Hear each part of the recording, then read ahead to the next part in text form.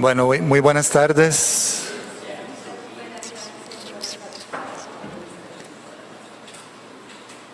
¿Se escucha? Bueno, creo que para la Universidad de Costa Rica en su conjunto y por supuesto para la Escuela de Salud Pública es un placer tener la oportunidad hoy de compartir con la doctora Felicia Noll y por supuesto con la doctora María del Rocío Sáenz, presidenta ejecutiva de la Caja. Es un placer por las clases de personas que son y profesionales, pero es un placer también por el tema que vamos a tratar hoy. Tal vez primero decir que bienvenida, doctora, a la Escuela de Salud Pública de la Universidad de Costa Rica. Bienvenida a su casa, doctora Sáenz. Y nada más para situar, quisiera hacer rápidamente una breve reseña del currículum de la doctora Noll. Recordar que lo que vamos a ver hoy lo vamos a enmarcar como un trabajo conjunto, una labor conjunta entre el proyecto de fortalecimiento del cáncer de la Caja del Seguro Social y el proyecto Mujeres que Salvan Vidas de la Escuela de Salud Pública. Y un poquito lo que queremos tratar hoy son las lecciones aprendidas del trabajo en red entre instituciones públicas, academias y sociedad civil, casualmente en la lucha contra el cáncer. La doctora Noll es doctora en Economía por la Universidad de Harvard, ha sido profesora asociada de la Universidad de Harvard, economista principal de la Fundación Mexicana para la Salud y presidenta de Tómatelo a Pecho, que ahora ella les podrá explicar en más detalle el significado que tiene esto, no solamente para ella, sino para la sociedad latinoamericana. Ha ocupado puestos de alto nivel de mando dentro del Gobierno Federal de México, en las Secretarías de Educación y Desarrollo Social, y en Colombia en el Departamento de Planeación. En todos ellos, la toma de decisiones y el trabajo en equipo ha sido crucial para su éxito, y en los cuales ha estado encargada de desarrollar, administrar y evaluar programas y proyectos interinstitucionales y de alto perfil en las políticas públicas, respondiendo directamente a los secretarios de Estado en turno. Actualmente ha trabajado como consultora y/o asesora en varias agencias bilaterales y multilaterales, como la Organización Mundial para la Salud, el Banco Mundial, el Banco Interamericano de Desarrollo, UNICEF, y para organizaciones de la sociedad civil en Canadá y México. A nivel internacional se desempeña como codirectora del Secretariado de la Comisión Global para ampliar el acceso a la atención y control del cáncer en países en vías de desarrollo, iniciativa que ayudó a fundar en el 2009 y por la que es autora principal del informe Closing the Cancer Divide, editora del libro Closing the Cancer Divide, publicado en el 2012 y distribuido por Harvard University Press. Es también coordinadora de la Red Global sobre Equidad y Salud, un proyecto que agrupa a más de 90 investigadores en el mundo, principalmente en las regiones de América Latina, África subsahariana y Asia-Pacífico, y que es administrado en México desde la Fundación Mexicana para la Salud. Como resultado de su experiencia personal, fundó en el 2008 desde FunSalud el programa Cáncer de Mama, Tómatelo a Pecho, y preside desde el 2010 la Asociación Civil Tómatelo a Pecho, organización mexicana sin fines de lucro, creada con el objetivo de impulsar la investigación e iniciativas para promover la detección temprana del cáncer de mama en América Latina. Ha dado numerosas conferencias en diversos países sobre el tema, tanto desde el punto de vista de paciente, defensor como de investigador en sistemas de salud. Cuenta con más de 130 publicaciones académicas, destacando los 5 documentos publicados en los últimos años en la revista The Lancet. Como pueden notar, realmente es un privilegio contar con la presencia de la doctora Noll hoy aquí.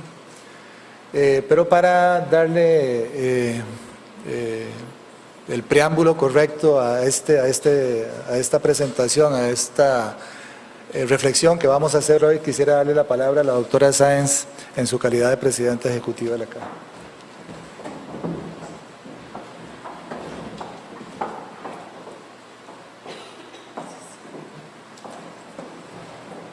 Muy buenas tardes.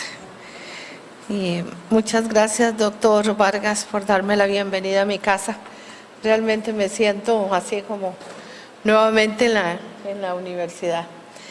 Bueno, el día de hoy tenemos la participación de la doctora Noll, que más allá de toda la parte académica y formativa, ella es una luchadora y una persona que se ha caracterizado por poner todos sus esfuerzos en aumentar y colocar las necesidades de las pacientes, tanto como pacientes o sobrevivientes de cáncer de mama, pero sobre todo aplicando esa experiencia personal a toda la abogacía a nivel nacional, caso de México, pero a nivel internacional y a nivel global. Tengo el placer de conocer a la doctora Noll desde hace más de 10 años. Ya hoy estábamos haciendo un poco de memoria de este camino.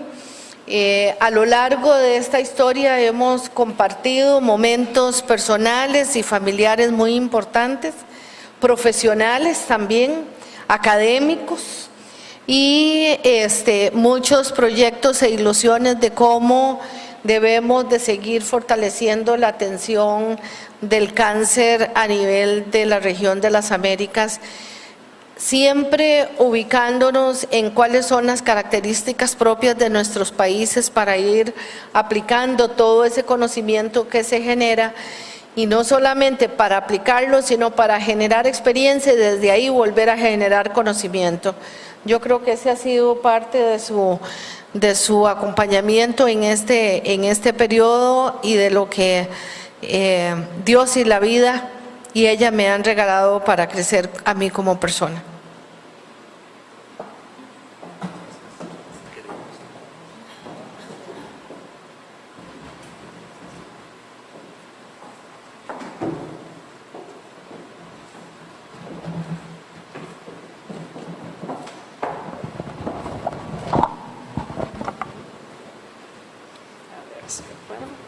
A pesar de tener tacones, ya. Me da un enorme gusto poder otra vez estar en San José y aquí con todos ustedes. Y a lo mejor no necesitamos el micrófono o lo necesitan para la grabación. Ok. All right. Entonces seguimos con el micrófono. Lo primero es, entre nosotros, entre ustedes, ¿cuántos han sido tocados por el cáncer? ¿Ustedes o sus familiares? Me parece que hay una cara conocida. ¿Estoy en lo correcto? Que por favor, que usted estuvo hoy por la mañana, hizo un testimonio fantástico, ¿cierto? Por favor, la verdad es que un aplauso porque lo hiciste muy bien y con mucho valor. Y gracias por estar con nosotros. Yo creo que después me permitirá poner también en esta presentación una foto de ti y de tu mamá. Estuvo, ¿cierto? Contigo, por favor, porque sí fue un testimonio con muchísimo valor. Muchas gracias, muchas gracias. Y me parecía reconocible, sin pintalabios. Ahorita trae pintalabios, sin maquillaje. Yo hoy les quiero presentar parte del trabajo que llevamos en la Fundación Mexicana para la Salud y en Tómatelo a Pecho, y agradezco mucho la presencia con nosotros del maestro Héctor Arreola en cabina, pasando láminas, que organizó eso y que es maestro de muchos de los datos que van a ver, y la licenciada Sonia Ortega, que dirige Tómatelo a Pecho en México, siempre a nuestros órdenes. Yo les voy a presentar parte de un marco que venimos trabajando no solo en cáncer de mama, sino en general en temas de salud, que nosotros pensamos, y hablo de un grupo de investigadores en varias instituciones, que hay una relación dual entre advocacy y evidencia, que necesitamos advocacy basado en evidencia, pero necesitamos también evidencia inspirada por la advocacia. Y con estos dos trabajando conjuntamente, llegaríamos a tener mejores políticas, programas y proyectos en favor de nuestros pacientes, que eso es lo que buscamos. Normalmente vemos, especialmente en una presentación académica, un divorcio entre lo que es la advocacy y lo que es la evidencia. Y hoy yo les voy a presentar algo en que se unen por completo. Pasamos y primero quiero presentar con ustedes un poco mi experiencia, que algunos vieron una parte hoy en el programa de televisión, pero un poco más de cerca de lo que es nuestro viaje con el cáncer de mama. ¿Pasamos? Eso, bueno, uno va envejeciendo con o sin el cáncer, entonces sí estoy un poco distinta a esa mujer en 2007. Pero ahí estoy enfrente de una pintura que es muy importante para mí y para la familia, porque la pintó nuestra hija, entonces de 11 años, hoy tiene 19, es la que está estudiando medicina en México, muy orgullosos estamos de eso.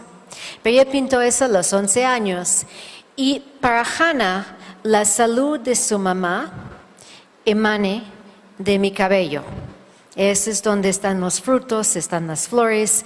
Y sin embargo, a los pocos meses fui diagnosticada con un cáncer de mama invasivo a los 41 años de edad en mi primera mamografía de base en una clínica en una ciudad no tan grande, Cuernavaca, Morelos, México. Y si algo me salvó la vida fue esta detección, claro, de un cáncer invasivo, pero digamos a tiempo para recibir un tratamiento que esperemos me puede alargar mi vida por muchos años. Viví lo que es típico para una mujer relativamente joven, todavía en aquel entonces premenopáusica con cáncer de mama, que ustedes conocen, en mi caso una mastectomía unilateral, varias cirugías para llegar a eso, 16 quimioterapias, un año de Herceptin porque soy HER2 positiva y después varios años de tratamiento con tamoxifeno y con otras infusiones y intervenciones para ayudar a salvar mi vida. Fue un viaje muy largo con el sistema de salud y algo en que aprendimos muchísimo.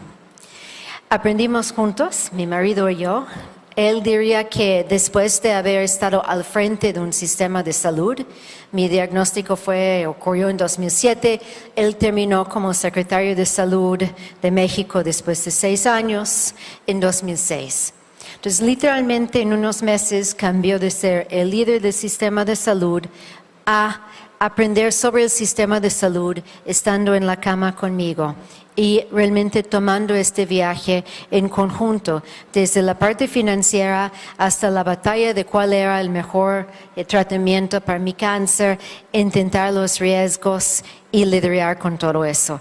Y repito que aprendimos muchísimo.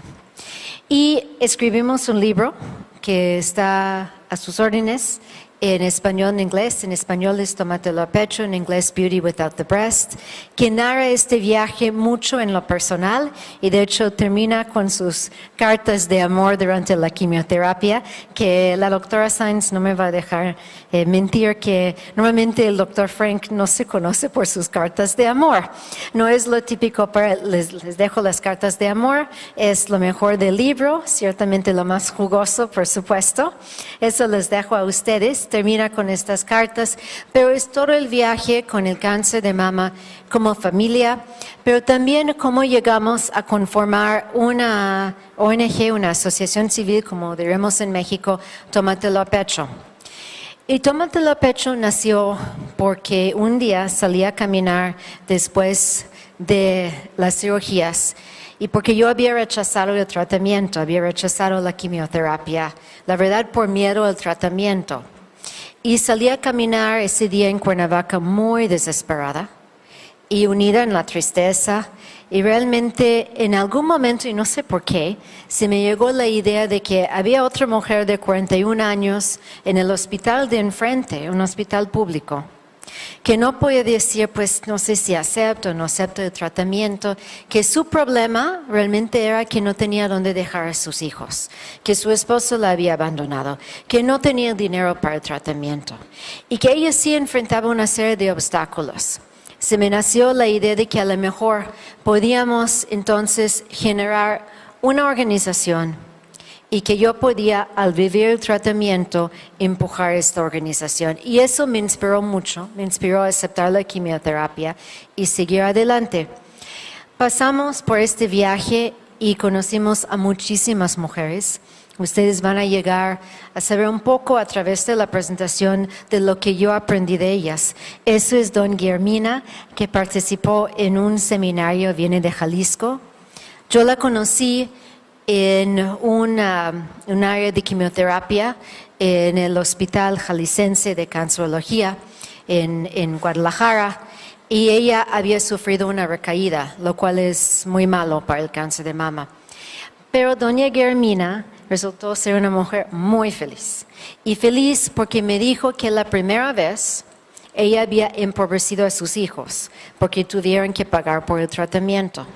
Pero que la segunda vez ella era una mujer independiente con su tarjeta de seguro popular, con su seguro, y ya cubierto su tratamiento, no tenía que pedir a sus hijos. Entonces resultó muy empoderada por su enfermedad, pero porque ya podía con eso, ya no tenía que descuidar a sus hijos, de empobrecerlos. ¿Pasamos? Y aprendimos de ese otro, de Abish, y me hizo acordar de Abish cuando te vi hoy. Abish tenía 23 años, fue diagnosticada en Boston. Y Abish, su situación era crítica, pero que ella, regresamos un segundo, que ella había estado trabajando legalmente en Estados Unidos como au pair. Y le dijeron que por el diagnóstico ya no podía seguir trabajando. Entonces pierde su trabajo, pierde su visa y no le queda de otro sino regresar a México. No sabía cómo le iba a pagar. Y le dije, pisando terreno mexicano, usted va a tener un seguro, y dicho y hecho, así fue, ha recibido su tratamiento. Hoy estudia salud pública, no sé qué está estudiando. Bueno, ya va para salud pública, doctor. Para el año entrante a lo mejor le metemos en salud pública, como pasó con Abish, estaba estudiando comercio y se metió en salud pública por eso de la enfermedad. Va súper bien, de verdad, va muy bien. Está terminando su maestría. Pero ¿qué aprendimos de eso? Y la semana pasada, de hecho, estuve con un grupo de mujeres sin documentación, indocumentados de varias partes de Centroamérica y México, en Miami, en el sur de la Florida, que ofrecemos en México y en Costa Rica lo que no ofrecemos en Estados Unidos, que es un seguro universal que cubre a estas mujeres. Muy importante. En un país de los más ricos del mundo, esta cosa tan básica, que es un valor social, no lo hemos logrado hasta este momento. Pasamos. Bueno, juntamos toda esta evidencia, tanto la personal como la evidencia de haber visto a varias mujeres, y empezamos a trabajar con los números, con los datos. Pues mi doctorado es en economía, estoy deformada como economista, y empezamos a generar lo que está en este libro, Closing the Cancer Divide, cerrando la brecha del cáncer, que está también disponible para ustedes. Y yo quiero compartir con ustedes un poco de lo que aprendimos en específico sobre cáncer de mama, que nos ayudó a generar todo un grupo trabajando a favor de cerrar la brecha del cáncer en el mundo. Una serie de grupos que unen salud global y el tema específico de cáncer, y en el cual la doctora Sainz ha participado desde el inicio. ¿Pasamos? Entonces, cáncer de mama, ¿por qué es una prioridad apremiante? Para, de hecho, todo el mundo, pero en particular para los países en vías de desarrollo. Hay varios mitos alrededor del cáncer de mama, y esos mitos se replican en muchas de las enfermedades crónicas no transmisibles, y especialmente los cánceres. ¿Qué es una enfermedad de países ricos? ¿Qué es una enfermedad de mujeres de edad avanzada? Exacto. Que es de menor prioridad que el cáncer de cervix. Bueno, los datos demuestran que estos son mitos. La mayoría de los casos y de las muertes ocurren en países en vías de desarrollo como Costa Rica. Una gran proporción, y la mayoría de hecho, de los casos ocurren en mujeres menores de 55 años. Y hay más muertes y avisos perdidos por cáncer de mama que por cáncer de cervix en todos los países del mundo, excepto en los países más pobres del África. ¿Pasamos? A nivel global, es el cáncer más común entre las mujeres. Es el segundo más común entre todos los cánceres. Hay 1.7 millones de nuevos casos al año y lo traduje en día, en casos por día hoy. 4.650 casos por día en el mundo. 11% de todos los nuevos casos de cáncer en el mundo. 4.8 millones vivimos con la enfermedad. Hay muchos más no contadas. Hay 522 millones de vidas perdidas al año y esos son 1.400 por día de mujeres cuyas vidas perdimos a nivel mundial por el cáncer de mama. Es la segunda o tercera causa de mortalidad dependiendo de cómo lo vemos, diferentes partes del mundo. Y entre los países pobres, la letalidad es cerca más o menos de 1 por 2, mientras en los países donde hay más acceso es 1 de 4. ¿Pasamos? Estamos viendo a nivel mundial una transición epidemiológica y se ven por los cánceres de la mujer. El cáncer de cervix y el cáncer de mama, la mayoría de los casos lo vemos en los países en vías de desarrollo. Tanto de una enfermedad que es asociada a una infección, que es el cáncer de cervix, como una enfermedad llamada no transmisible, que es el cáncer de mama. Lo que vemos es que hay un aumento de casos, excepto en los países de ingresos altos y en cáncer de cervix. ¿Pasamos? Cuando vemos alrededor del mundo lo que está pasando, eso traza un cambio muy importante y de hecho que somos víctimas de nuestros éxitos. Vemos la línea azul para México y para Costa Rica, eso es mortalidad por cáncer de cervix. Y la rosa es mortalidad por cáncer de mama. En el caso de México tenemos más que 50, 60 años y para el caso de Costa Rica poco más que 30. Vemos lo mismo, pero pasando en diferentes momentos. Cáncer de cervix baja y baja y baja. Y si tuviéramos la gráfica para Costa Rica desde más atrás, veríamos también un punto de inflexión como vemos para México. En el caso de México, alrededor de 1985, llega a su cúspide, 16 muertes por 100,000 mujeres al año, y va bajando. Ese es un éxito total. Hace 30 años, si hubiésemos hablado en esta universidad de que eso podía haber sido posible, todos los médicos hubiesen dicho que no. Que las mujeres nunca iban a su Papá Nicolau, que cómo se iban a aguantar eso, que no íbamos a tener ese tipo de orgullo de una política de salud pública como tenemos hoy día y lo conocemos. En cáncer de mama, lo que vemos es que va subiendo la mortalidad. Poco a poco, pero sí va subiendo, por lo menos en estos dos países. Pero es porque no hemos, y eso es lo que vamos a ver, visto que podemos ver en cáncer de mama lo que hemos visto en cáncer de cervix. ¿Pasamos? Tenemos también algo pasando entre esas dos enfermedades que nos hablan mucho de un tema que es inequidad. Yo podría haber mostrado esa misma gráfica por países o dentro de muchos países, pero aquí lo que están viendo es para México 2 estados pobres abajo y 2 estados ricos arriba. En los estados de mayor ingreso, esta inversión entre cáncer de mama y cáncer de cervix ocurrió hace varias décadas. En los estados más pobres, sigue siendo cierto que más mujeres se mueren de cáncer de cervix que de cáncer de mama. Se está cerrando la brecha, pero seguimos viendo eso. Y hay una concentración de cáncer de cervix entre las mujeres más pobres. Y estamos a punto, de hecho, de terminar un artículo básicamente diciendo que cáncer de cervix va a llegar a ser como las demás, lo que llaman neglected tropical diseases. Una vez que una enfermedad llega a ser de los pobres, se ignora.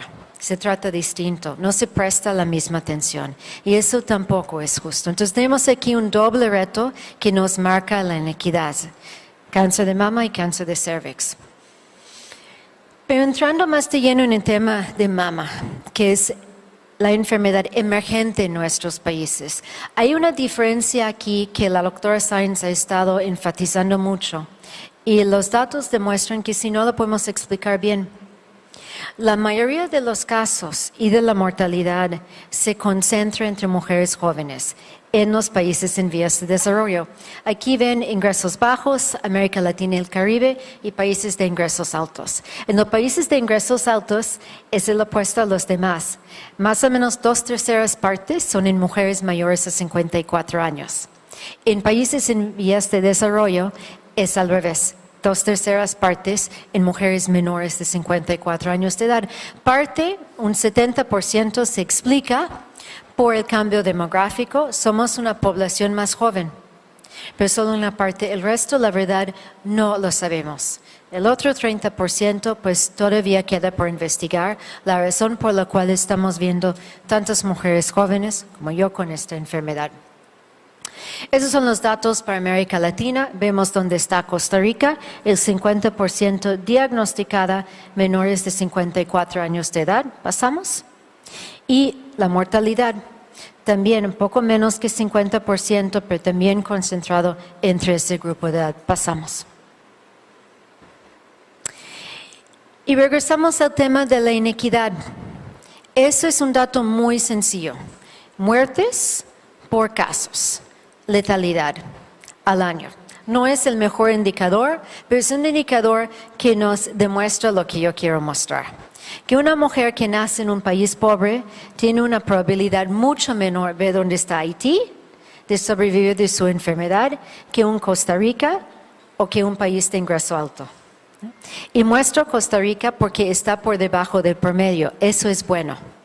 O sea, por su nivel de ingreso está logrando más que el promedio de otros países en cuanto al combate a la letalidad. ¿Pasamos? Y a nivel mundial eso traduce en un dato yo creo que muy interesante. Hay muertes que uno podrá considerar evitables. Y si fuéramos a lograr evitar, y estoy hablando de detección temprana y tratamiento básico, a todos los casos que vemos, podríamos lograr salvar muchísimas vidas. Para el cáncer de mama estimamos que entre 75 y 80% de las muertes se podrían haber evitado con detección temprana y tratamiento adecuado, no necesariamente de punta, de lo básico. ¿Pasamos? Hay muy buenas noticias y eso es hacia donde quiero ir. Me gusta, aunque resume mucho, es para Estados Unidos. Está mostrando qué está pasando en cuanto a la situación en Estados Unidos, al tratamiento personalizado y cuál es la buena noticia. Y lo que están viendo es que está subiendo la probabilidad de sobrevida. Y eso es muy importante. ¿Pasamos? La probabilidad de la muerte está bajando. Eso es la línea roja. Es de los primeros años que podemos hablar de eso. Repito, es Estados Unidos. La situación para anglosajonas es mejor que para afroamericanas y mejor que para hispanas o latinas. Pero definitivamente estamos viendo por primera vez una reducción en la mortalidad por esta enfermedad. Y eso es a raíz de detección, pero también tratamiento eficaz. ¿Pasamos? Y la neta, como me gusta decir, es esta. Detección en estado 0-1, y eso fue el dato que estuvimos compartiendo hoy por la mañana en prensa, 99%. 99 de 100 mujeres están vivas a los 5 años de su detección, si detectadas a tiempo reciben tratamiento. Y de ahí va bajando, pero un 84% en estadio 2 a 3. Desafortunadamente, la detección en etapas tempranas no es donde nos gustaría. Estimamos un 5 a 10% para México y un 15 a 20% para Costa Rica. Cuadra más o menos con... Okay. Pasamos. Entonces, en resumen de todo eso, yo diría, lo tenemos literalmente en nuestras manos que hacer. Podemos aumentar la sobrevida con la detección temprana. Resulta y tenemos evidencia para eso ser menos costoso para el sistema de salud y también para las mujeres. Los requerimientos de tratamiento son menores. La complejidad para todos es menor. Pero por alguna razón no hemos logrado ser parte de la solución. Y tenemos algunos hallazgos de nuestro trabajo en México que nos ayuda a platicar de qué se puede hacer. México tiene este programa que yo diría maravilloso, reconocido mundialmente, que es el Seguro Popular. Cabe destacar que en gran parte se modeló con los logros de Costa Rica en tener cobertura y aseguramiento. Entonces eso es muy bueno. Pasamos. Sin embargo, cuando uno traza una enfermedad como el cáncer de mama, que es una crónica, donde necesitamos algo de prevención primaria, detección temprana, diagnóstico, tratamiento, apoyo de sobrevida y cuidados paliativos, vemos que tenemos un problema. Vamos más o menos bien en prevención primaria, intentamos que no a la obesidad, no fumar, vamos bastante bien en cubrir y tener acceso al tratamiento, pero vamos muy mal en los otros aspectos. Y eso implica que sobreinvertimos en tratamiento y subinvertimos en detección temprana y en el apoyo de las otras fases. Pasamos y vemos, lo es de esperarse aquí, que desafortunadamente en México es la segunda causa de muerte entre mujeres de 30 a 54 años de edad y la detección tardía traza la inequidad del país.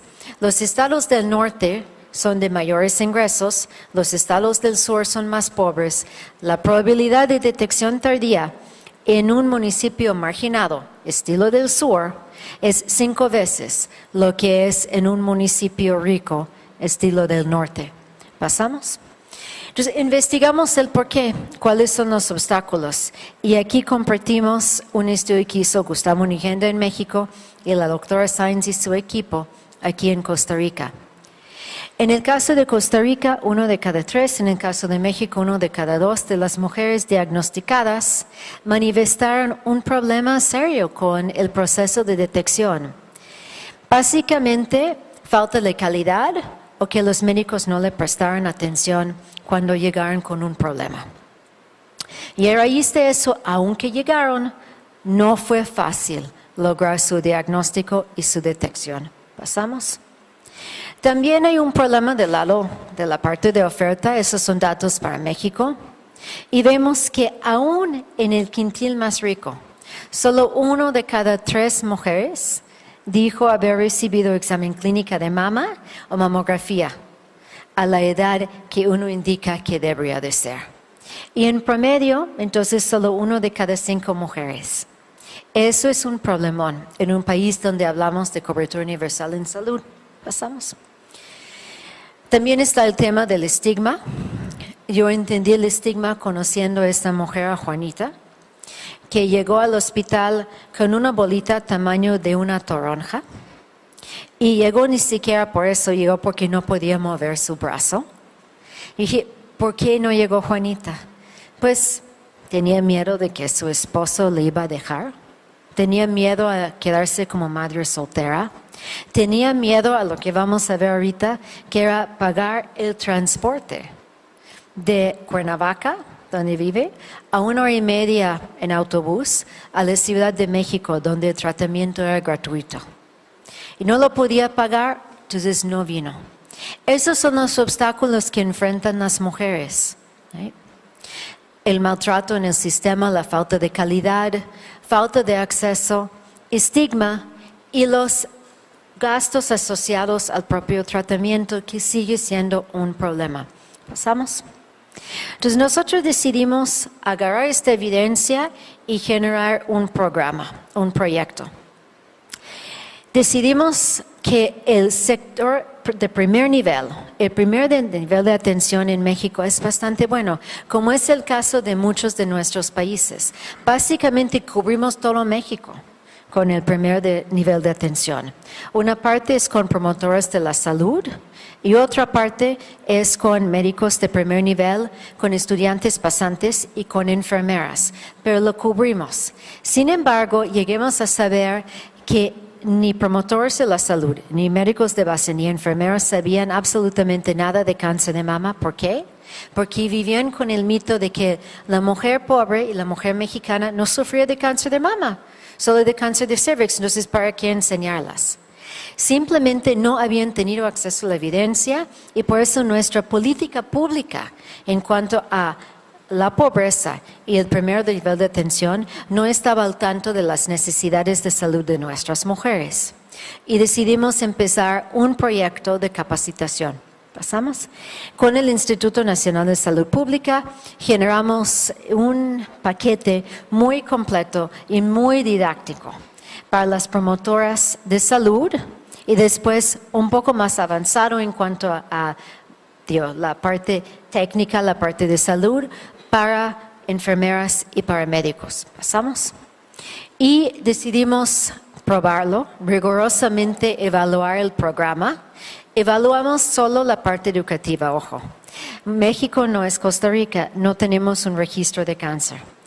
En Costa Rica tiene el lujo de tener un registro de cáncer. Entonces, un programa de esto en Costa Rica sí se puede medir eficacia. Nosotros medimos educación. Medimos si las promotoras en este caso aprendieron algo y si este aprendizaje, esta sabiduría que adquirieron en el curso se les quedó. Y los resultados fueron muy buenos.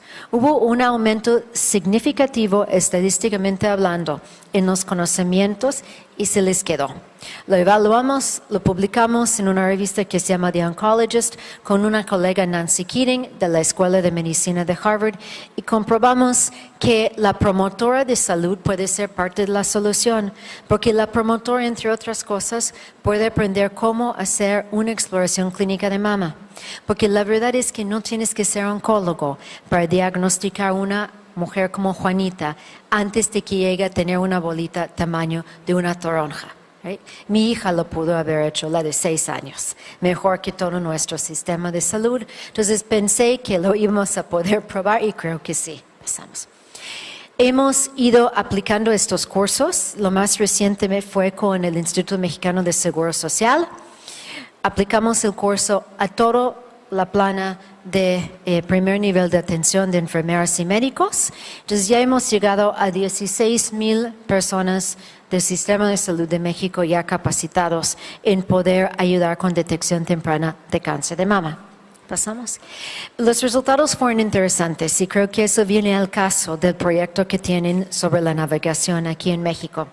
Básicamente les fue bastante bien en todo, excepto en sobrevida, que no hemos logrado poder enseñarlos bien o no captan la importancia de ayudarnos durante y después del tratamiento, con todas las secuelas, con la reinserción al mercado laboral, con volver a estudiar, con entender que es difícil entrar en una relación con una pareja. ¿Qué vamos a hacer en cuanto a tener hijos para muchos de nuestros pacientes? Esos son temas que nuestro sistema de salud tiene que aprender a enfrentar, pero los datos que tenemos demuestran que nuestro curso sigue faltando en eso. Entonces decidimos ir otra vez a campo.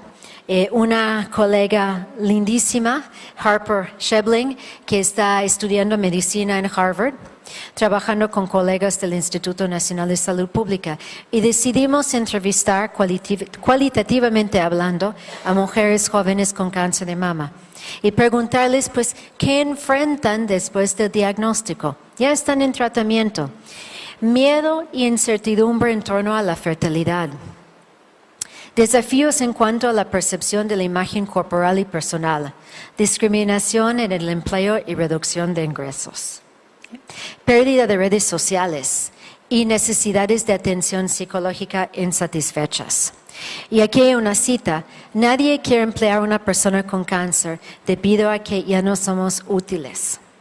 Me gusta decir la verdad cuando voy a pedir un trabajo. Yo les digo, yo tenía cáncer, ojo, y tengo que acudir a citas médicas, me dicen, no permitimos ausencias, gracias y hasta luego. Eso es lo que tenemos que cambiar, ya que estamos ofreciendo tratamiento, ya que vamos a poder sobrevivir de esta enfermedad, ya que vamos a seguir molestando a todos por muchísimos años después del tratamiento, ¿cierto? Con nuestras necesidades, no solo en salud, sino en todo lo que es lo social y el trabajo. Analizamos entonces cuáles son las necesidades en cuanto a la atención a la sobrevida. Y vimos que realmente esta fase está ausente de la política pública en todos nuestros países. Yo creo que, pues como vino de sorpresa que íbamos a sobrevivir, nadie lo suponía posible y resulta que con el tratamiento que recibimos, con los seguros que tenemos, vamos a estar, repito, por muchos años. Toca sensibilizar a los tomadores de decisión en muchos países sobre estas necesidades, excepto aquí en Costa Rica, porque ya tienen a la maestra sensibilizada. Ella fue más bien la maestra de nosotros, la doctora Sáenz, en decir, eso es un tema y nuestras mujeres necesitan navegación por el sistema de salud desde el principio y durante todo el viaje. Entonces hemos estado aprendiendo de eso, la capacitación a todos, incluyendo trabajadores sociales, para poder enfrentar lo que son todas estas necesidades de aquí en adelante. Entonces, por eso yo digo que el reto es de la supervivencia, la enfermedad, a lo que es de la sobrevivencia, a la supervivencia, de seguirlo y seguirlo por muchos años. ¿Pasamos? Y siempre termino con esta. Porque para mí esta experiencia y esta foto narra lo que creo que es trabajar con el cáncer en países en vías de desarrollo. Es relativamente fácil compartir eso en Costa Rica, pero no es tan fácil en Haití, en Bolivia, en el África, en la India, donde no hay aseguramiento y protección financiera para el tratamiento. No puedo simplemente hablar de detección temprana. Y realmente hay que tener una visión de lo que digo, ser optimista y optimalista. Y decir que hay mucho que uno puede hacer aún donde hay mucha escasez de recursos. Y no dejar decir que el cáncer entre los pobres pues no se puede hacer nada ni deberíamos de intentar. Que es la idea que prevalece todavía en la salud global y la salud pública. Y la historia detrás de eso es una historia que se mezcla mucho con nuestra amistad, que me dio septicemia en mi última toma de quimioterapia y Herceptin, que iba a ser muy fácil. Esa mañana la doctora Sáenz y yo lanzamos un programa en México, comimos o almorzamos, como decimos aquí, almorzamos, íbamos a trabajar por la tarde, pero por primera vez tu servidora, como decimos en México, pues no pudo, que era la gran sorpresa para la doctora Sáenz. Me sentía tan mal que dije, tengo que ir a casa. Fui a casa y por la noche empezaron los escalofríos y una fiebre incontrolable y yo tenía septicemia.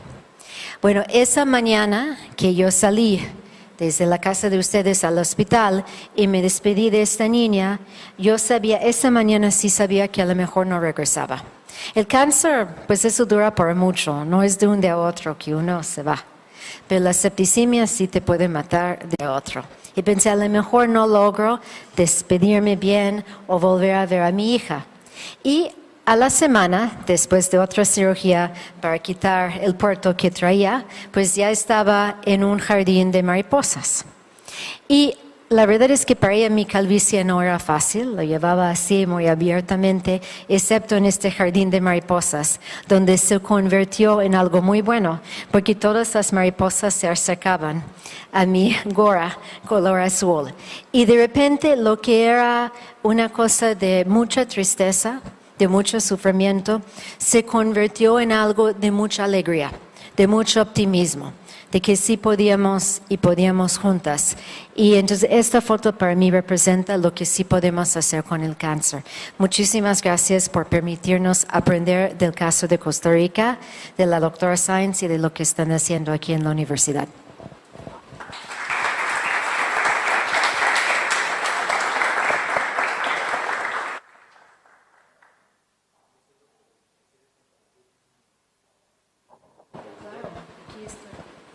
la doctora podría dedicarnos un ratito a algunas inquietudes que ustedes quisieran plantearle.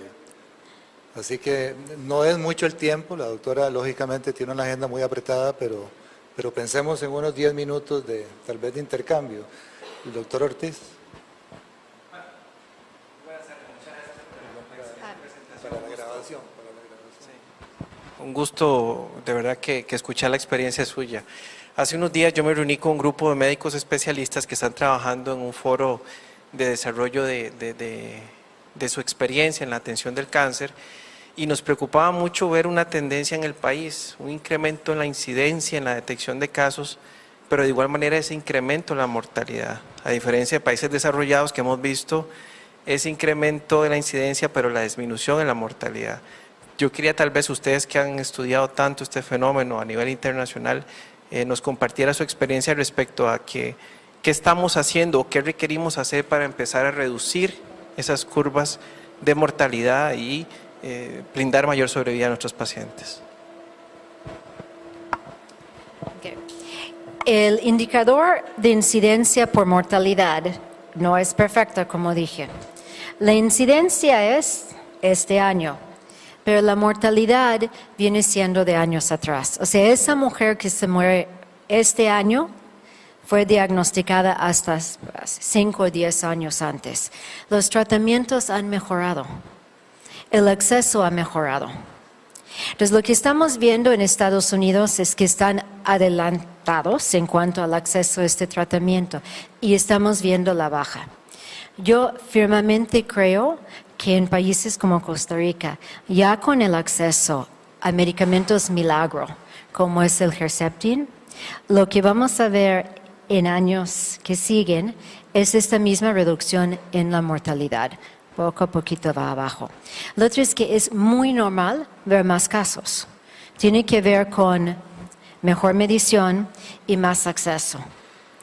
Y también porque somos víctimas de nuestros éxitos. Yo les mostré cáncer de mama subiendo porque ya no morimos de otras cosas. O sea, es más fácil mostrarlo en países de menos desarrollo económico, pero hace X décadas, 3, 4, las mujeres morían en el momento del parto. No sobrevivíamos para poder experimentar cáncer de cervix. Después moríamos de cáncer de cervix. ¿Sí? No vivíamos lo suficiente para experimentar cáncer de mama. Pues ya vivimos lo suficiente para experimentar cáncer de mama. Pero sí creo que vamos a ver esos mismos descensos en países como Costa Rica. Va a tomar más tiempo en otros países. Sí. Doctor Gutiérrez.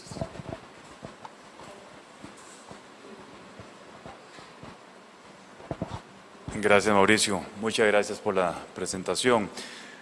Hago una introducción para que usted me entienda la segunda parte de mi intervención. Trabajamos en un proyecto de investigación y estamos estudiando la incidencia completa de un año en particular aquí en Costa Rica desde el punto de vista genética y factores de riesgo ambientales. Yo estoy realmente sorprendido y qué bueno que esté la doctora Sáenz en ver algunas cosas que nos estamos dando cuenta y aquí un ejemplo. En Cartago hace 2 semanas visitamos a una paciente diagnosticada con 32 años y ella nos externó de que estaba sumamente preocupada porque cuando ella estaba embarazada, cuando ella estaba con cáncer quedó embarazada de su 3ª hija.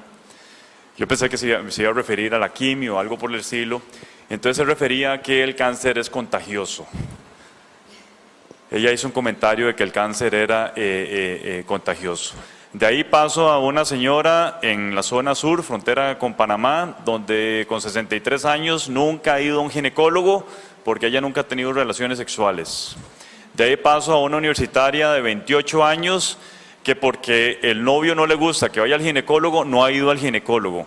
Es decir, hay un problema extremadamente complejo, al extremo que saqué una cita con la ministra de la Mujer para ver cómo enfrentamos esta gran problemática, pero yo creo que es un problema que escapa de lo que nosotros podemos aportar como portadores de salud, ¿verdad? Entonces, ¿cuál es su experiencia internacional en ese sentido? O sea, las campañas que hemos realizado y los miles de millones de colones que se han invertido no sirven para nada, es mi conclusión. Pero le voy voy a decir por qué. En la... ¿lo necesita?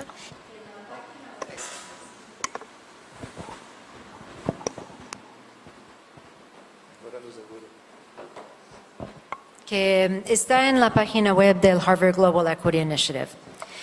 La presidenta de Harvard es una mujer, se llama Drew Faust. Drew fue diagnosticada con cáncer de mama hace ya son creo que 27 años. Drew Faust es una de las mejores historiadoras que tenemos en el mundo. Ella estudia la guerra civil en Estados Unidos, pero es historiadora. Ella dio su testimonio en 2009 y lo que ella dijo fue: cuando yo fui diagnosticada, apenas se podía decir la palabra con C, cáncer, y la palabra con B en inglés, breast. Era silenciosa la enfermedad. El estigma era absoluto. Nadie hablaba de su enfermedad. Estos miles de dólares y de colones para pintar de rosa no es solo por decoración. Es porque el estigma era mucho peor antes. Nadie hablaba de cáncer, y menos cuando era de la mama, que es una parte de nosotros tan evidente, tan obvio. Hoy día sí podemos hablar de cáncer de mama. No dudo de los casos que me está diciendo. El año pasado creo que fue que en México alguien habló de que fue la suegra que dijo: yo no voy para mi chequeo porque mi suegra informa a mi marido, quien está trabajando en Estados Unidos, que yo fui con un hombre para que me tocaba los senos. La suegra, ¿no? La suegra. Tienen miedo de la suegra. Entonces, claro que sí pasa. Pero como dijimos un poco a la prensa hoy por la mañana, los casos son muy importantes para cambiar las fallas en el sistema de salud y las faltas de conocimiento que tenemos.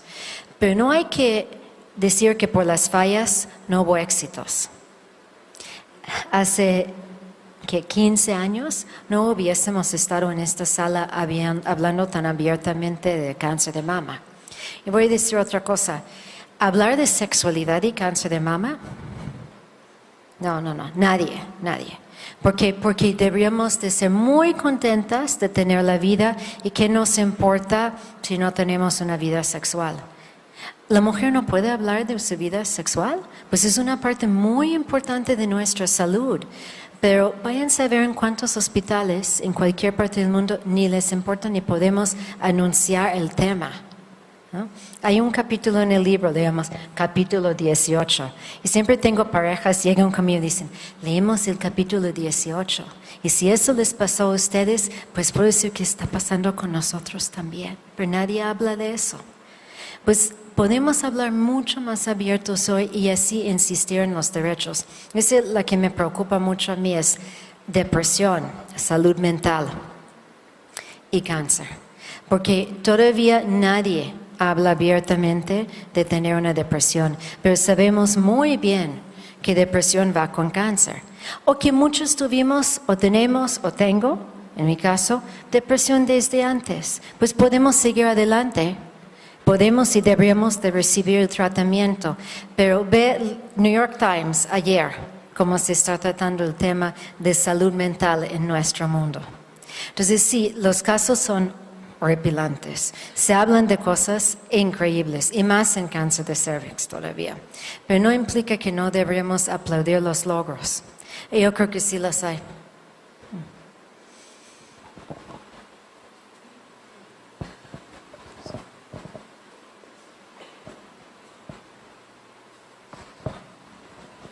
Bueno, mi nombre es Vanessa y yo soy médico especialista en rehabilitación y me gustaría con la charla que usted dio que hablara de la experiencia de otros países sobre la rehabilitación, que es este apoyo a la sobrevida, que es algo en lo que nosotros todavía estamos en pañales y que estamos luchando para que estos pacientes tengan acceso a tratar esas limitaciones, secuelas, deficiencias y, más importante, como usted menciona, la reinserción a la fuerza laboral.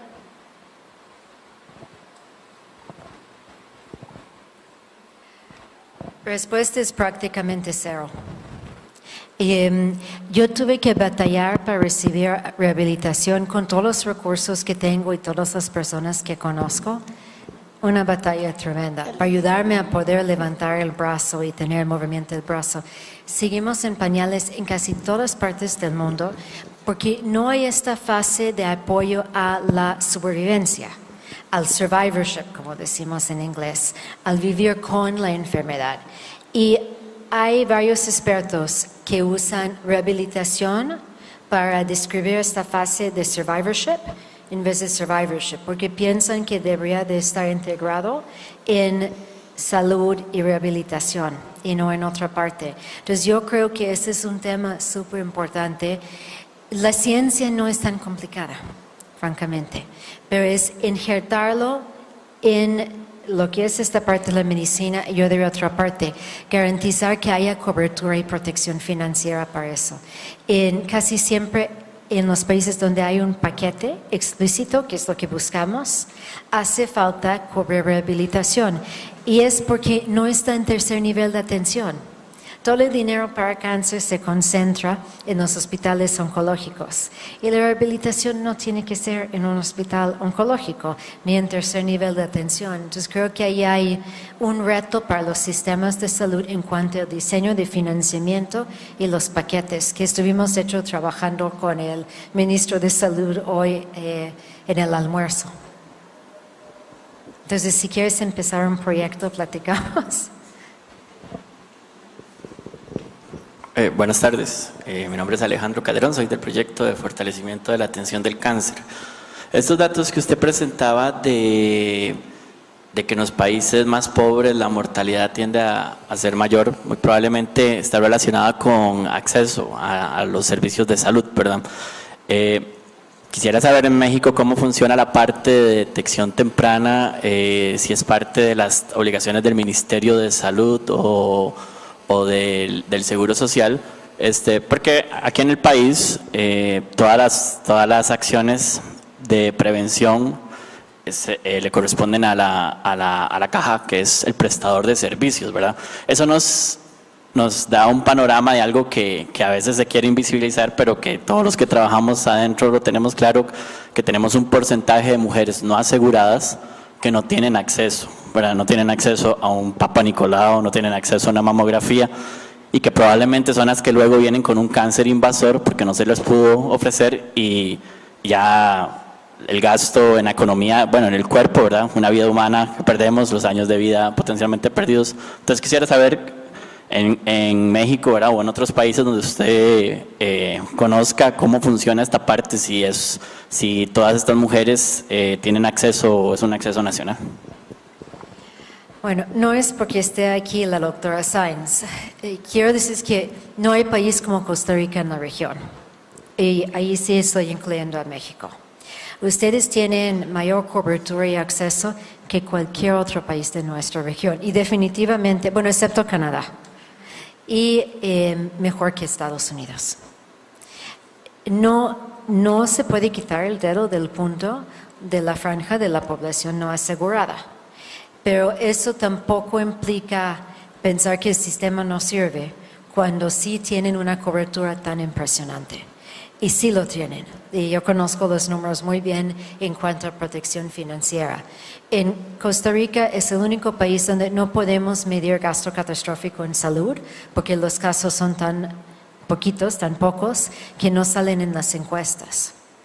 Sí la hay, pero no salen en las encuestas. Entonces, ¿qué hacer con este grupo? Así que no hay una solución fácil. Cuando uno llega al grupo más difícil de accesar, todo es difícil. En México hay un grupo no tan chico como aquí en Costa Rica, donde no hay acceso a nada. Cuando yo les pregunto en la encuesta, ¿tienen seguro social? ¿Tienen seguro popular? ¿Tienen una clínica cerca de donde viven de primer nivel? No tienen nada. ¿Hablan español? Resulta que no. Entonces eso no es tan fácil para el tomador de decisión llegar hasta ahí. Lo llaman en salud pública the longest mile. Es el kilómetro la mía más difícil de alcanzar. Y es hasta cierto punto de esperarse que es difícil. Entonces, yo creo que uno espera ahí que la detección va a ser más tardía. No implica que es cero. Y hoy creo que estuvieron hablando en la rueda de prensa sobre el acceso que sí tienen una vez que llegan. Yo siento mejor pasando el micrófono a la doctora en este momento de explicar que sí tienen. Pero lo que sí quiero decir es que no hay que descalificar a este sistema de salud por no haber solucionado eso todavía. No, yo tal vez lo que tendría que agregar es que yo creo que deberíamos de analizar los casos, digamos, tomar un año y ver aquellos casos, ya sea que fueron diagnosticados, que son 1000, ¿verdad? Más o menos al año, y los que han fallecido, y hacer un estudio retrospectivo para saber cuál fue la categoría de aseguramiento. Yo creo que hay problemas en ese grupo pequeño de población, pero a veces sobredimensionamos y detrás de ese tema del no aseguramiento, lo que estamos escondiendo son los mitos de no aceptar de hacerse los exámenes, por las otras cosas que planteó el doctor Gutiérrez Espeleta. Es decir, que no vamos porque la suegra no me deja, porque no quiero que me vean desnuda en los servicios de salud. Yo creo que hay mucho de ese método, de esos mitos, pero la verdad es que tenemos que documentarlos. La verdad es que yo misma podría estar asumiendo un estigma también propio, y creo que si nosotros tomamos, son más o menos, ¿cuánto calculamos? 2 casos por día, 3 casos por día. Si nosotros pudiéramos analizar esos casos y retrospectivamente tenemos los números de cédula, sabemos si tuvieron aseguramiento en el año anterior, podemos saber si fueron a consultas dependiendo del área en la que viven, y nosotros podemos ver un poco para realmente plantear eso. Creo que debemos de hacer un esfuerzo para realmente documentar ese aspecto y tener mayor claridad para poder hablar con mayor propiedad. Así que si aquí hay estudiantes y hay profesores, sí estoy segura que hay profesores, pero me parece un lindo trabajo de tesis.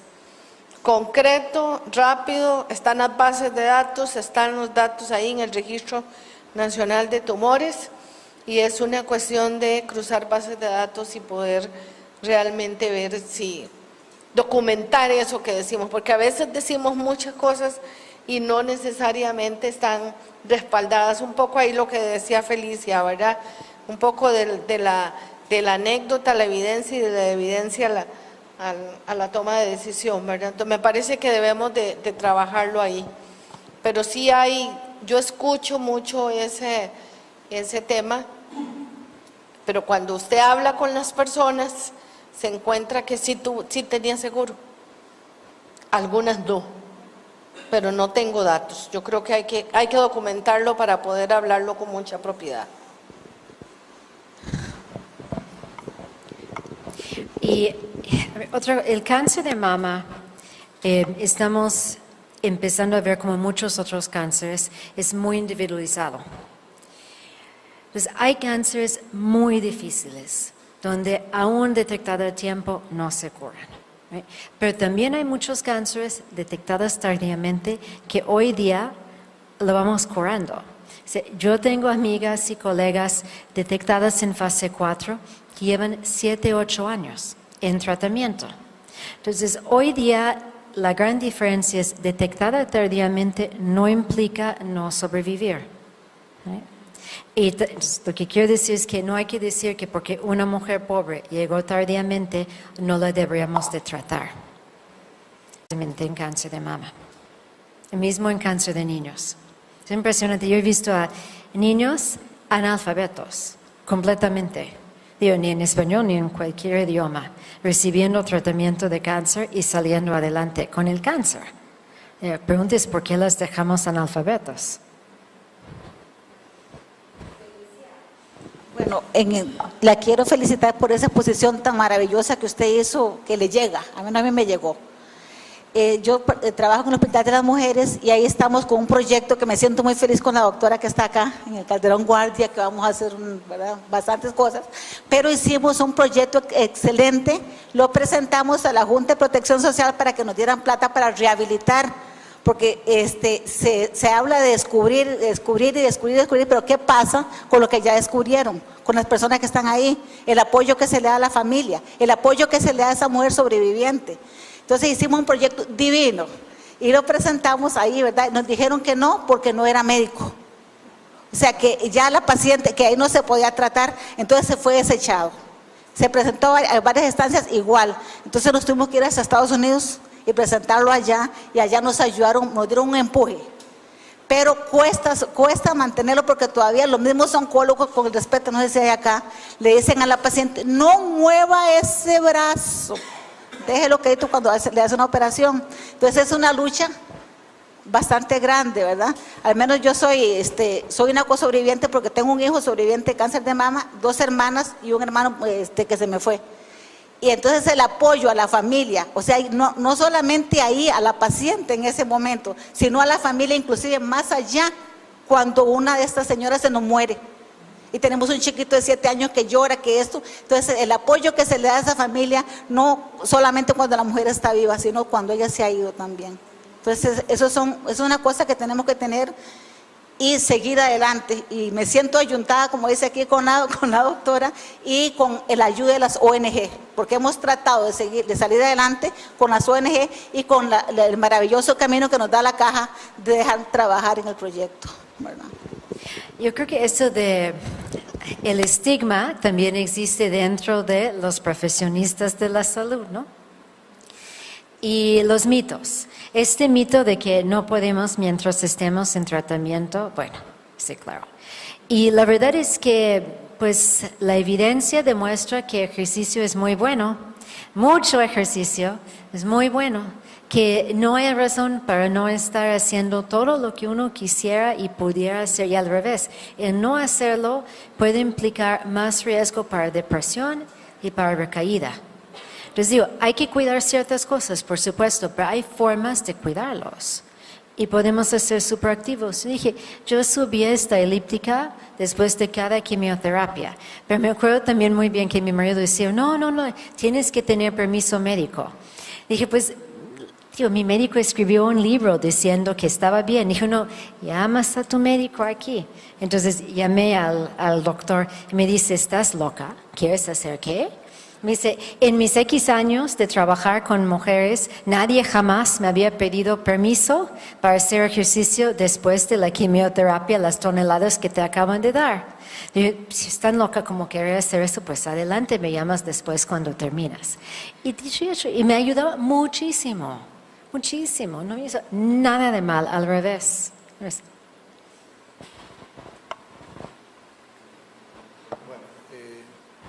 Vamos a ir cerrando, ¿verdad? Entonces, tal vez, Rebeca, usted haga para después hacer nosotros el cierre, ¿sí?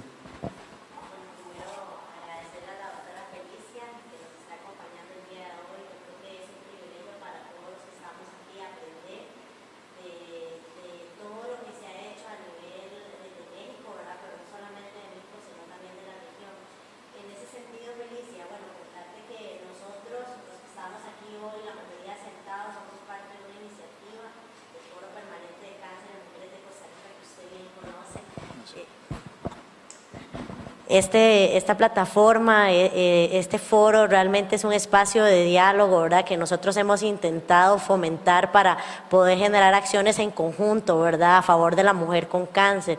En ese sentido, yo quisiera preguntarle, Felicia, nosotros desde academia, desde la sociedad civil, que como bien lo dice Blanquita, han hecho un esfuerzo sobrehumano, ¿verdad? Que desde diferentes aristas, desde albergues, ¿verdad? De las personas que vienen lejos, otras desde el área de rehabilitación, otras más desde derechos de pacientes, así también como nos acompaña el Ministerio de Salud desde la Rectoría, bueno, y si bien es cierto, la doctora Sáenz representando pues todo el Seguro Social costarricense, que tenemos mucho mucho que aprender, ¿verdad? Sabemos el valor que tiene, ¿verdad? Realmente es un privilegio nuestra seguridad social, pero bueno, también hay puntos de mejora que nosotros somos capaces de reconocer y que pues como un solo cuerpo, ¿verdad? Estamos dispuestos a desarrollar puntos, ¿verdad? Planes, programas y proyectos para beneficiar a esta población. En ese sentido, ¿cuáles serían, digamos, los principales retos que usted ve de nosotros, ¿verdad? ¿Cuáles serían las principales lecciones aprendidas? ¿Por dónde no deberíamos ir? ¿Cómo deberíamos hacer para consolidar el trabajo? ¿Cómo podemos hacer para que esas tomadores de decisión de la seguridad social del ministerio no nos abandonen en el proceso, sino que se ponga la camiseta cada vez más fuerte? ¿Cómo podemos realmente hacer que nosotros podamos incidir precisamente en política pública? Yo diría que precisamente hay que hacer uso de estos casos, de lo que no funciona, no como forma de intentar destruir el sistema que tienen, sino como evidencia para poderlo mejorar. Lo que estaba viendo incluso en la rueda de prensa es que esta necesidad de culpar a los tomadores de decisión por todo y se va directamente a la parte más amarillenta, como diríamos en México. Esta evidencia es muy bueno para mejorar un programa. No es muy bueno si lo utilizamos para destruir un programa. Entonces, ¿cómo hacer uso de la evidencia en una forma responsable para poder lograr mejorías y no política, diría yo? Y ese es un arte, porque generalmente se hace uso de temas como lo amarillento en el cáncer, más para la política que para las mejorías que necesitamos en el sistema de salud. Y eso es la razón por la cual estaba yo un poco intentando decir que necesitamos advocacy basado en evidencia. Pues no sirve hacer advocacy para mamografía a partir de los 35 años, para tamizaje, eso lo sabemos. Pero en muchos países todavía escucho eso. Tenemos también que ser responsables en el uso de la información para lograr mejorías en la política pública. Eso creo que es la lección que yo daría, y convertirlo en evidencia de estos casos que escuchamos, documentarlo. Como dijo la doctora Sáenz, se puede regresar y documentar cada uno de estos muertes, casos 3 al día, muertes 1 al día en Costa Rica. Documentarlos, ver quiénes son y por qué pasó. 340 y creo que eran 330 y tantos muertes al año. Eso es un número manejable, un número que podríamos hasta ir y documentar cada uno de esos muertes. Pues les reto a hacerlo, porque como dijo la doctora, es una muy buena tesis. ¿Ya? Documentar cada uno y ver por qué pasó. Muchísimas gracias.